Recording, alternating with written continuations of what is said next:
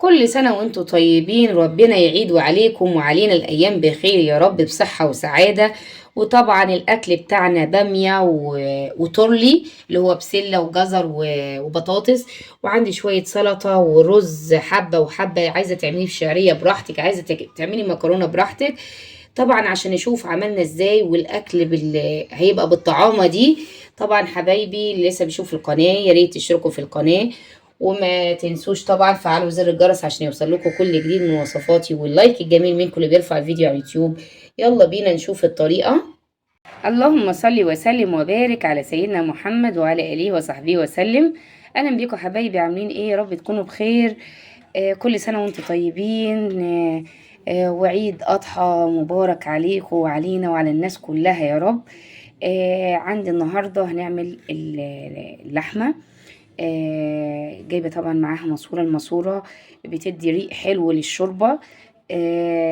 طبعا أنا محتارة أعمل فتة، أعمل تورلي، أعمل بامية، أعمل إيه. إحنا هنسلق اللحمة وبعد كده نشوف هنعمل مع بعض إيه. عندي اللحمة بتاعتي أي كمية أنت هتعمليها مع ماسورة عشان قلنا الشوربة تبقى حلوة. عندي بصلة وورق لورا وملح وفلفل، هم دول بس. هبدأ بقى ان انا احط، طبعا حاطة مية على البوتاجاز تغلي. هبدأ انزل باللحمة بتاعتي والماسورة. وطبعا هشيل الريمة عشان الريمة دي بتبقى تقطيع الورشة.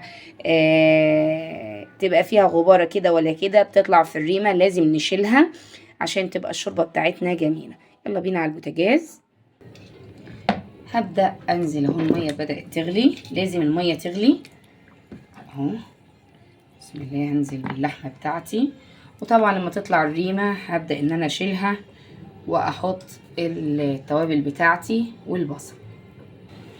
ادي حبايبي الريمة بتاعتنا، هبتدي ان انا ايه اشيلها شوية شوية كده لغاية ما اطلعها كلها. وادي الشوربة بتاعتنا. هبدأ بقى انزل بالورق اللورا، وادي البصل. عايزة تزودي بصل براحتك، هحط الملح والفلفل. في ناس ما بتحبش تحط الملح في الاول عشان السوا، بس انا قدامي وقت فهعمل كده. وادي البصل اللي احنا يعتبر فرزناه مع بعض قبل كده. طبعا ليه دلوقتي فايدته ان احنا هناخد منه ونبتدي ان احنا يا دوب البصل تتصفر انزل عليها بالثوم على طول كده، عشان نعمل بقى شويه باميه حلوين وشويه شمل مفيش بعد كده. اخلط الطماطم وارجع لكم.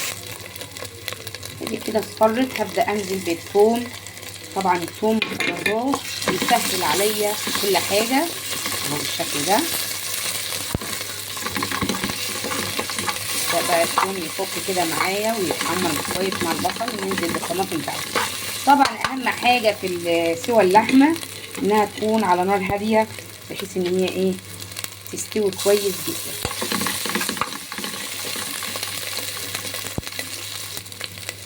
طبعا كده احمرت كويس جدا.